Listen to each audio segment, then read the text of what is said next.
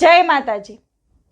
જુલાઈ 2026નો મહિનો કુંભ રાશિ માટે કેવો રહેશે તો ચાલો એ જાણીએ। એ પહેલા કમેન્ટમાં જય માતાજી લખી દેજો। રાહુ આ મહિને તમારી રાશિ પરથી પસાર થઈ રહ્યા છે, આથી થાક અને બેચેની તમને હેરાન કરી શકે છે। આ મહિને તમને એવું લાગશે કે મારે કંઈ મોટું કરવું છે પણ હું કંઈ કરી નથી શકતો। આ મહિને જે તમારા સપના હોય તેને એક સફેદ કાગળમાં લાલ પેનથી લખીને તેને પૂર્ણ કરવા જોઈએ।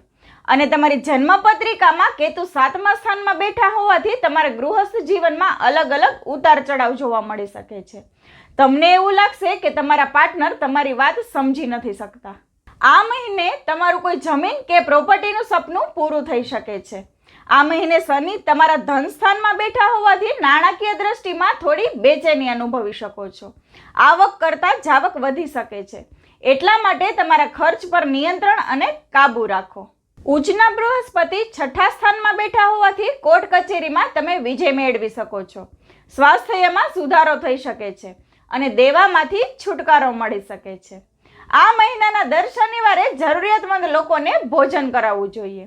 મંદિરમાં રહેલા પીપળાને જળ અર્પણ કરવું જોઈએ અને પીપળાના વૃક્ષ નીચે સરસવના તેલનો દીવો કરવો જોઈએ। તો આ વિડીયોને કુંભ રાશિના જાતકો સાથે જરૂરથી શેર કરજો। જય માતાજી।